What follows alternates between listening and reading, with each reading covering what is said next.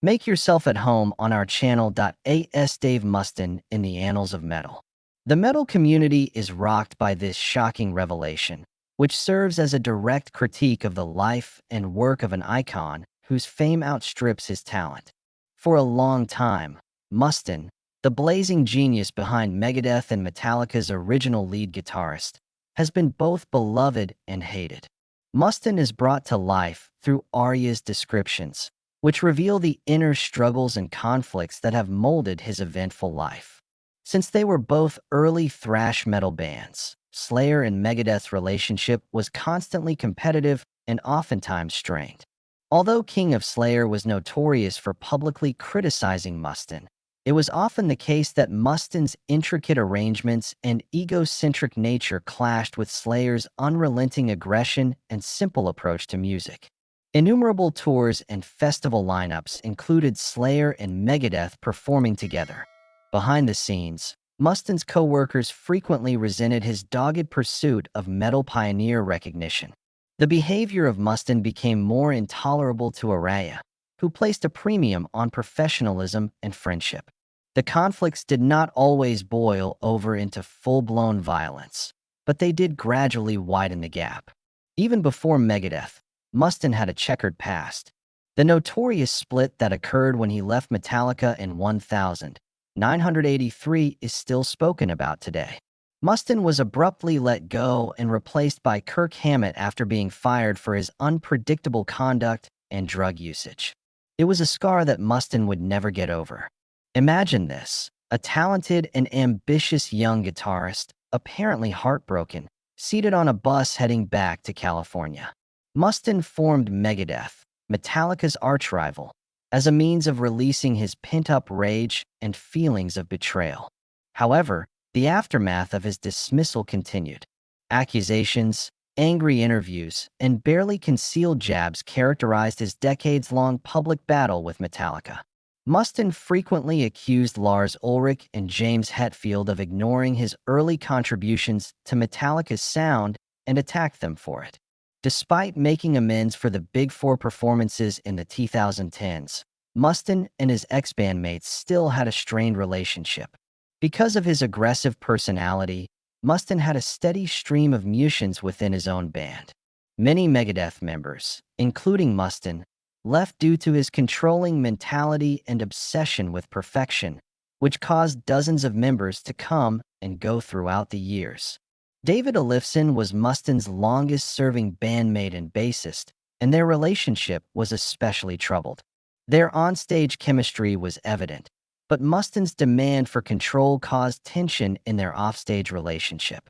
Not only that, but Mustaine was quite hard on the guitarists and drummers as well.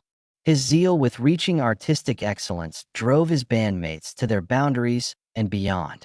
Countdown to Extinction and Rust in Peace were revolutionary records that came out of this drive, but it also caused a lot of broken relationships and painful breakups.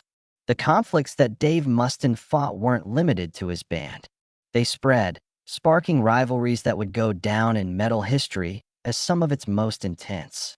A divisive figure, he was known for his biting wit and intransigence. A man who prospered in the midst of fierce battles, yet frequently left charred landscapes as his legacy. Mustaine seemed to have an uncanny knack for igniting controversy throughout his career, elevating seemingly insignificant disputes to the level of legendary showdowns. Envision Megadeth in their formative years, when Kerry King of Slayer joins the band to round out their roster. The thought of two aggressive metal heavyweights teaming up felt like something out of a thrash metal nightmare. What ought to have been an enduring partnership swiftly turned into hostility. King, who is renowned for his forthright nature, was unable to collaborate with Mustaine due to his raging temper and relentless pursuit of perfection. The air was thick with tension. Reportedly, King became irritated with Mustaine's autocratic behavior, and Mustaine brushed King off as not having the vision to carry out Megadeth's grandiose goals. Their contrasting but complementary personalities were like a hurricane crashing into a wildfire. King labeled Mustaine as too difficult to work with as he departed. The resignation was more than just an affront to Mustaine's dignity. It served as yet more impetus for his determination to show everyone that they were incorrect.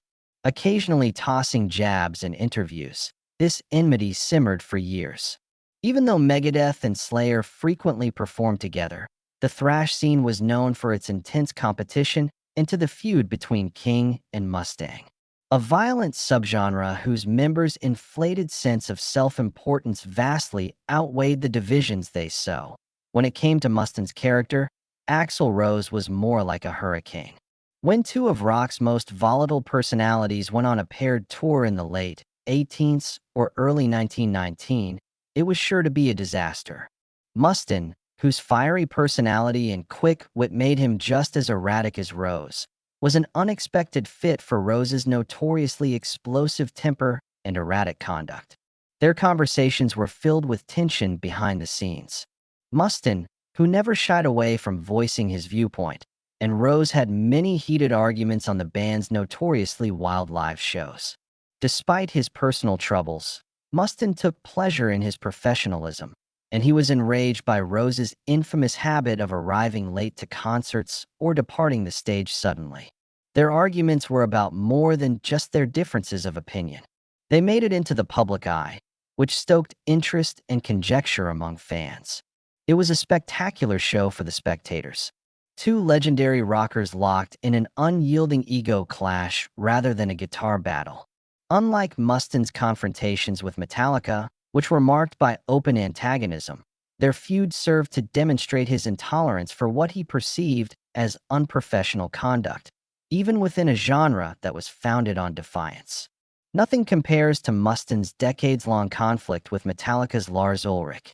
Beyond being a mere competition, theirs was a legendary rivalry, an essential element of metal mythology.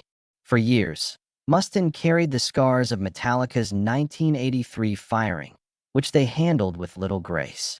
Ulrich and James Hetfield decided to fire Mustaine due to his unpredictable conduct and drug misuse. The firing was more than a professional disappointment. It was an emotional betrayal for Mustaine. Imagine Mustaine, still reeling from rejection, riding a Greyhound bus as Metallica continued on with a new guitarist. His resentment of Metallica served as a motivating force in his career, and he eventually formed Megadeth with the express purpose of outperforming them. At the same time, Ulrich came to represent all that Mustaine wished to conquer. Each side defended their position in interviews, lyrics, and fan debates, revealing their antagonism. The verbal brawl between Mustaine and Ulrich peaked in the 1990s, when Mustaine repeatedly claimed that Ulrich had minimized his role in shaping Metallica's early sound. The astute businessman Ulrich brushed off the allegations and reaffirmed Metallica's position as the undisputed metal royalty. It appeared like the last chance for closure when Metallica, Megadeth, Slayer, and Anthrax finally reunited in the 2010s for the Big Four performances. But even on those stages where they performed together, Mustaine and Ulrich's animosity was obvious. It's a reminder that certain scars never really go away. The dramatic nature of Mustaine's feuds is interesting, but the impact they had on his career is what really draws fans in. Mustaine was driven to prove himself by every rivalry he encountered, including the dismissal of Kerry King, the anarchy caused by Axl Rose, and the treachery perpetrated by Lars Ulrich. These disagreements drove Megadeth to fame, but they also drove a wedge between him and many of his contemporaries. Confrontation was Mustaine's lifeblood, rising above slights to become hymns and betrayals to become conflicts. He was both a controversial and iconic character due to his fiery personality and unwavering determination. Disagreement wasn't merely an inevitable consequence of Mustaine's character. He used it as a weapon in his fight for fame and atonement. While doing so, it solidified his place in metal lore as both a musician and one of the genre's most multifaceted and antagonistic personalities. Chaos reigned in Dave Mustaine's private life to an even greater extent than in his professional life. Subtly, beneath his blazing brilliance, there was a man battling evil, not on stage, but in his own heart. His battles with addiction were not background noise. Rather, They were a prominent feature that could topple his illustrious reputation. Alcohol, heroin, and a host of other drugs weren't only vices for Mustaine, they were his lifelines. Numbing the agony of being unpopular, rejected, and doubting himself that accompanied his climb to stardom. Imagine the great but unpredictable Megadeth leader pacing backstage before a performance, holding a bottle and a syringe. Unaware of the intense struggle occurring behind the scenes, the audience enthusiastically awaits the performance. Under the influence of his personal issues, Mustaine, widely recognized as one of the finest guitarists of his time, was deteriorating. Rather than being a source of glamour, his addictions were a major source of damage to his health and relationships. A vicious spiral of ruin consumed Mustaine's life in the late 1918s and early 1919s. He was simultaneously working on albums that would go down in metal history as classics, such as Peace Sells, But Who's Buying, and Rust in Peace. Separately, he was falling apart. Furious outbursts at bandmates, clumsy stage presence, and choices that would plague him for years to come. His drug-fueled wrath was a double-edged sword. It could slice through his enemies, but also maimed his loved ones. Keep this in mind. Mustaine, who finds himself in a hospital bed after a haze and disorientation, unable to recall his journey there. His body was finally giving out after years of torture. The medical professionals cautioned him that he could die from another binge or overdose. At this point, he had hit rock bottom. He had a stark epiphany about his current course of action. His personal relationships were in shambles, his profession was on the brink of collapse, and his bandmates were exhausted. Awakening or not, this was the moment of truth. Mustaine knew that giving up booze and narcotics wasn't enough to ensure his survival. It required an unblinking examination of his decisions that had led him to this situation. His pride, which frequently prevented him from seeing the harm he brought about, and the resentments he held on to. The tale of Dave Mustaine, though, did not conclude with his hospital bed. For him, the road to redemption was steep and winding, rather than smooth and uninterrupted. In an effort to break free from the grip of his addiction, he checked into rehab more than once. His character underwent a sea change during the changeover. The reckless, carefree rocker of yesteryear had given way to a man in search of direction and meaning in life. However, there were difficulties associated with this new faith. Fans and colleagues of Mustaine's earlier, more militant, anti-establishment persona had a hard time adjusting to this new, more contemplative Mustaine. Some thought his spiritual quest was an act, while others thought he was being hypocritical. However, Mustaine's salvation was not dependent on the favor of others. Finding inner peace and surviving were the main themes. A source of conflict even with the stability that sobriety gave was Mustaine's aggressive attitude. His resoluteness and confrontational tendencies sprang from the same raging resolve that had helped him overcome his addiction.